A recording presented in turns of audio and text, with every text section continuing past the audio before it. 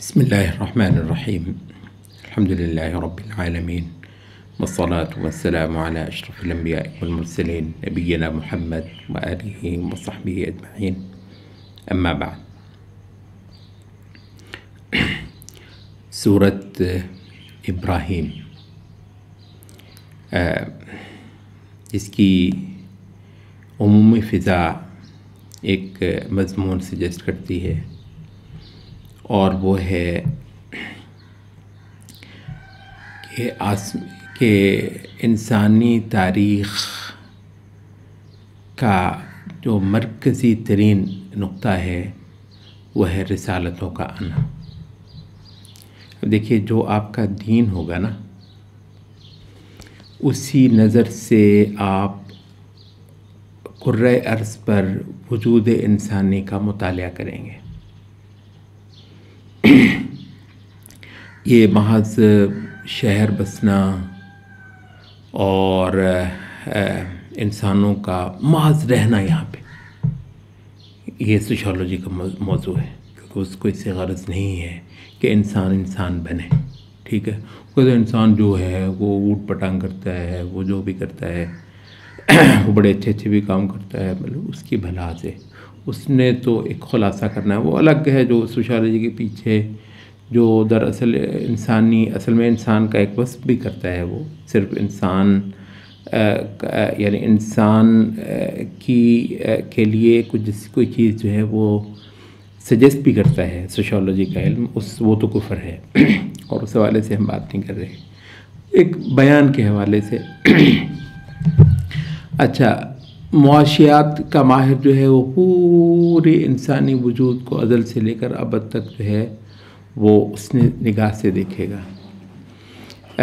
फतूहात और अस्करियत और हुक्मरानी के हवाले से ज़ाहिर है ये भी एक बड़ी दिलचस्प तारीख़ जो है फतूहात वग़ैरह की, वो उस नज़र से देखेगा। अच्छा, इंसान का यहाँ आना क्यों था, सबसे बड़ा सवाल तो ज़ाहिर है यही है। इंसान यहाँ था क्यों, और इंसान यहाँ रह क्यों नहीं पाया कभी भी।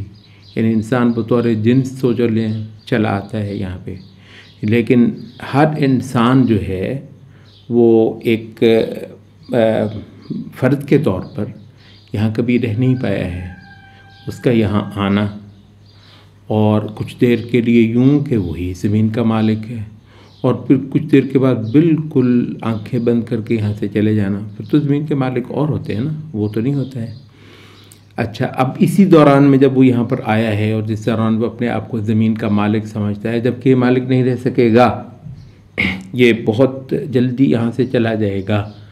अच्छा, उससे कोई मतलूब है किसी का जो यहाँ पर लाया और फिर वो यहाँ से ले जाएगा। अच्छा, इस हवाले से भी कुर्रे अर्ज़ पर वजूद इंसानी की कोई तारीख़ है। हम ये कहते हैं कि आप उस वक्त तक दर हकीकत इन आसमानी हकीकतों के कबूल करने वाले नहीं बन सकते जब तक कि ये आपके अंदर उस हद तक रच बस न जाए कि आपकी असल नज़र वजूद इंसानी और तारीख़ इंसानी की तरफ को देखने के हवाले से हिदायत और ज़लालत का लफ्ज़ हमने बोला है। हिदायत से मुराद रिसालत, ठीक है, आसमानी इंस्पायरेशन, आसमानी इशराक़, और ज़लालत आसमानी इशराक़ से एहरास, फिर चाहे उसकी मुखालफत हो, चाहे सिर्फ उससे मुँह मोड़ना हो। तो इस नज़र से आप पूरी तारीख़ इंसानी को देखते हैं, और यही नज़र आप इंसान को जब देखेंगे हिदायत और ज़लालत की नज़र से देखना। मैं आपसे अर्ज़ करूँ, ये ठीक अच्छे ख़ासे लोग भी जो हैं, अच्छे ख़ासे मतलब ठीक ठाक दीनदार, माशाल्लाह नमाज़ें वगैरह भी पढ़ते होंगे, यानी जैसे ही उसने एक ऐसे इंसान को देखा जो अल्लाह पर ईमान नहीं रखता या रसूलों पर या आखिरी रसूल पर ईमान नहीं रखता, यानी उसके लिए ये कोई मसला नहीं है। वो माशाल्लाह नमाज़ें पढ़ता है, मतलब यानी इसको, यानी आप ज़रा तसव्वुर करें कि अब ये जो स्ट्रेस है ना, किसी चीज़ को बुनियाद बनाना, स्केल बनाना, इंसानों की तरफ को महज देखने के लिए, देखें ये ख़ुद ब खुद हो जाता है। इसलिए हमने शुरू में कहा था जो आपका दीन होता है उसी की नज़र से आप इंसान को देखते हैं। अगर मईशत आपका दीन है तो उसकी नज़र से आप देखेंगे। अगर फतूहात और अस्करियत और हुकूमतें और गलबे आपकी तारीख़, आपकी का दीन है तो आप उसी नज़र से उसको देखेंगे। और अगर महज यहाँ पर रहना जो है तो आप एक सोशियोलॉजिस्ट की नज़र से आप उसको देखेंगे। और अगर ये है कि इंसान का इंसान बनना आपका दीन है तो आप इस्लाम और कुफ्र की नज़र से इंसानों को देखेंगे। ये ख़ुद ब खुद आपके अंदर पैदा हो जाता है।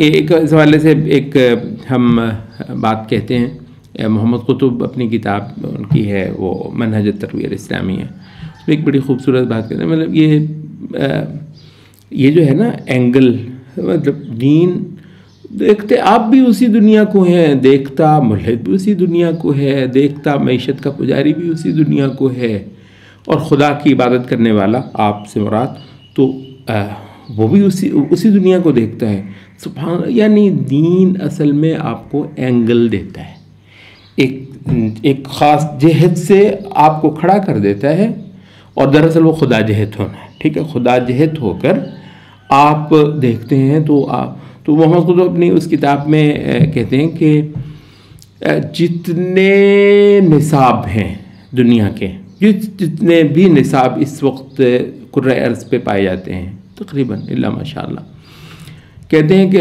हर निसाब, मतलब ये मत समझिए कि वो निसाब जो है ना वो महज लिखना पढ़ना सिखाने के लिए, यानी इससे बड़ी नादानी की कोई बात नहीं होगी कि जो निसाब जो होते हैं ना ये लिखना पढ़ना आपको सिखाते हैं। नहीं, निसाब आपको एक मखसूस तर्ज का इंसान बनाते हैं हज़रत, ये इसको नोट कर लीजिए। इस वजह से हर निसाब एक दीन है बुनियादी तौर पे। यानी अगर इस्लाम का भी कुछ हिस्सा किसी ने निसाब ने डाल दिया है तो भी हम उसकी कुल्लियत पे सवाल उठाएंगे। वो जी आपने 2 मजमून उसमें जो है ना वो एक नबी सल्लल्लाहु अलैहि वसल्लम के लिए और एक हम्द वगैरह मतलब डाल दी तो वो कर दिया, मतलब ये नहीं है। क्योंकि एक हर निसाब दुनिया का एक मखसूस तर्ज का इंसान प्रोड्यूस करने के लिए तश्कील दिया जाता है। और इंसान साजी दरअसल रिसालत का असल वो है। रिसालतें क्यों आती हैं? इंसान को बनाने के लिए। इस महीने में इंसान को बनाने के लिए नहीं कि वो तो तख्लीक खुदा ने कर दी हुई इंसान की, इस महीने में कि इंसान का जो नज़रियाती, समाजी, तहजीबी, अकायदी, अखलाक़ी वजूद है उसकी तश्कील करें रिसालतें। तो ये तो दरअसल सारे के सारे रिसालतों के राइवल हुए। मैं आपसे अर्ज़ कर दूँ ये हकीकत है, इससे इसमें ज़र्रा भर कोई शक नहीं है। तो वो कहते हैं कि जितने निसाब है ना इस वक्त दुनिया भर के, सारों का मकसद जो है वो एक अच्छा शहरी बनाना है। हर निसाब का मकसद अच्छा शहरी बनाना है, सवाए इस्लामी मनहज के, जिसका मकसद इंसान को इंसान बनाना है। किसी निसाब का ये हदफ या मैदान या ये तरजीह नहीं है, तो इंसान को इंसान बनाना। अच्छा, तो रिसालतें दरअसल इंसान का इंसान बनना है ही शुरू से लेकर आखिर तक कि इंसान क्योंकि यहाँ पर किसी का लाया हुआ है, किसी का रखा हुआ है, किसी ने इसको लेकर जाना है, और इस दौरान में इसकी मखसूस जो कोई तख्लीक हुई है उसके तमाम तर जो एक बहुत बड़ा खाना खाली है वो रिसालत आसमानी से पुर किया जाना है। ठीक है, तो एक तरफ कायनात और वजूद, और दूसरी तरफ रिसालत और तंजील। तो ये दोनों चीज़ें जब जहाँ पर जुड़ेंगी तो वहाँ पर इंसान तश्कील पाएगा। अच्छा, तो इस वजह से ये सूरत इब्राहिम में हम देखते हैं कि तारीख़ इंसानी को रिसालतों की नज़र से देखना, और तारीख़ इंसानी दरअसल रिसालतों की तारीख़ है। हम कहते हैं हवाले बहुत हैं हवाले बहुत हैं, लेकिन बात ये है कि आपके लिए सबसे बड़ा मसला है क्या दुनिया में।